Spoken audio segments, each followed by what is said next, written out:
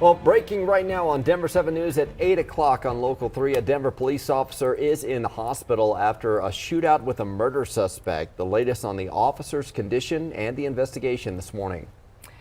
Ian continues its tear up the Atlantic coast, gaining strength as we start to get a look at the devastation on Florida's Gulf Coast.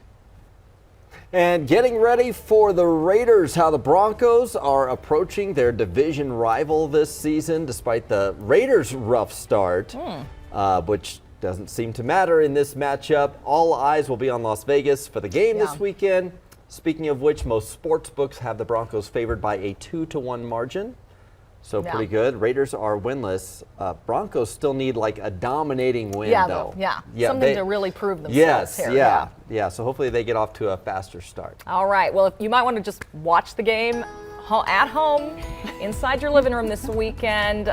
It is going to be a little rainy, but starting out pretty nice today, Stacy. It is so pretty out there this morning. Yes, we have lots of sunshine. We're going to see rain later on this afternoon and this evening, and our temperatures will be slightly cooler today, much cooler for tomorrow with highs only in the 60s for the afternoon. So as we go through the rest of our day, our temperatures, they're going to be in the 70s, and we're going to experience some cooler weather for us this afternoon. Temperatures in the 40s and 50s now. We'll hit a high of 77 degrees today with rain later on, and our hourly planner shows you when these showers will be showing up into the afternoon and evening, but they'll be clearing up as we go through the later part of the evening. 70s and 80s here for afternoon highs today, and then tomorrow, like I mentioned, Jason, we're going to see not only some rain but highs only in the 60s. Yeah, you can see from the radar there, we do have some showers there along I-70 in the high country. If we ever have some of those flash flood warnings that go from a watch to a warning, then we could see I-70 Glenwood Canyon closed down. Right now, the big issue out to the west is going to be the W line running on a 30-minute delay, or a 30-minute schedule because of a delay with the work that's happening on some of the railroad crossings out there through Lakewood. So they're only running the trains from Jeffco Station over to Union Station. Down at the Denver Tech Center, take a look at the drive that we have here at Bellevue. It is starting to ease up a bit, but we had a crash exiting at Arapahoe. This backed up traffic through the Denver Tech Center, and as you can see on the map, it also backed up traffic here on 225 on the southbound side. So coming down from Parker Road is a little extra heavy, unfortunately. The rest of the drive, pretty standard for you. 270, I-25 up to the north into downtown Denver. Drive tour from Boulder, a little slow, especially in town up there in Boulder and coming off of Foothills. But the south side of town is pretty quiet for you right now, at least on C-470. Well, breaking news we're following this morning, a Denver police officer is recovering today after being shot in a dangerous confrontation at a major intersection, too. Denver 7's Jessica Crawford is live near the scene there in Broomfield. Jessica, this started as a search for a fugitive.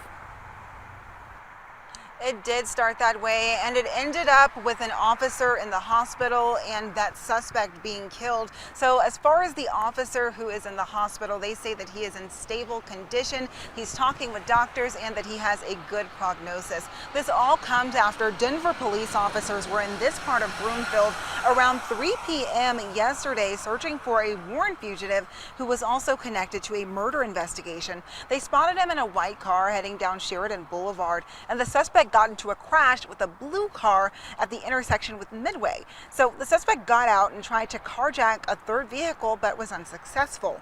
The suspect took off running and shot at Denver officers, hitting one of them in the neck. Other police shot back and killed the suspect. I think you can imagine what he's feeling right now. Certainly grateful that he's gotten such tremendous amount of support from the community and from law enforcement. And we are working to learn more about the murder investigation that the suspect was possibly involved in. Also, there was a woman in that suspect's car with him, and officers are working to learn what, if at all, was her involvement in this situation. The good news here is that no one else was hurt. Live from Broomfield, I'm Jessica Crawford, Denver 7. Well, this morning, Ian has regained its strength to hurricane status as it churns its way up the Atlantic coast. CNN has reported that the death toll in Florida is now at 19 and is still expected to grow. And we are getting a clearer picture of just how bad the damage on the ground is. Some are calling it the worst storm to ever hit Florida, one of the costliest to hit our country ever. ABC's Andrea Fujii has the latest on the staggering economic impacts in the wake of Ian. This morning, as cleanup begins from Hurricane Ian, so does the realization of how much it will take to rebuild. We started to see the water coming through the windows. I would say it'd take a few days to get everything cleaned. Ian, one of the most powerful hurricanes to make landfall in the U.S., is expected to have caused upwards of $67 billion in damage. A large number, but less than half of Hurricane Katrina's price tag of $161 billion. We floated on a bed all the way up to the ceiling. We only had a foot of air left. Hurricane Ian destroyed Hallie's rental home in Fort Myers, about a mile from the Gulf. Our Ginger Z caught up with her. So I don't have a home, I don't have a car, and I don't have a job because I used to clean these units. So you lost.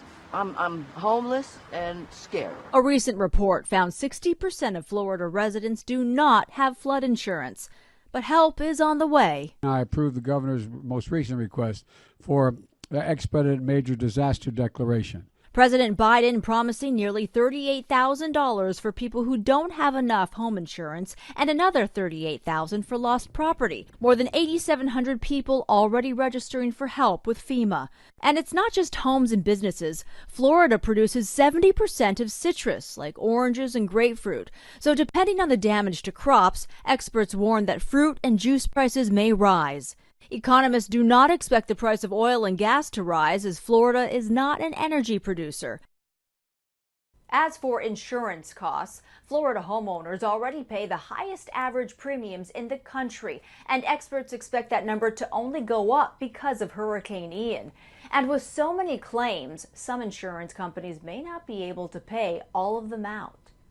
Andrea Fujii, ABC News, New York. So, as residents along the southeastern seaboard prepare for the storm's impact, a new study found that climate change has caused Hurricane Ian to drop 10% more rain. Yeah, researchers say for every extra degree Celsius warmer, the air in the atmosphere can hold 7% more water. They say the Gulf of Mexico was 0.8 of a degree warmer than normal. And while that may not sound like much, adding 2 inches of rain to the 20 inches that fell can make a big difference in the amount of damage. Well, the images and the stories coming out of Florida we know are heartbreaking, but before you try to donate to help hurricane victims, the Better Business Bureau says to make sure you're picking a charity that will actually help. You also want to know, does the charity already have a presence in the impacted area? A lot of times someone in your hometown might be trying to help out, but it might take a lot longer for that relief to get there. You also want to know, is this an experienced charity that has all the resources to actually have impact? And you know the good that Denver 7 and the Scripps Howard Foundation can do. That's the support that comes from Denver 7 Gives initiatives. We are putting that effort towards storm relief to make sure every dollar gets to people in need in the hurricane's path. You can text STORM to 50155 and follow the prompts there. You can also scan the QR code you see on your screen or visit denver7.com/hurricane relief. Switching gears now, the Broncos schedule steps up a notch this weekend against a division rival. They meet the Raiders for the first time this season. Yeah, the Raiders are currently 0-3, last place in the AFC West, but the record doesn't really matter in these games.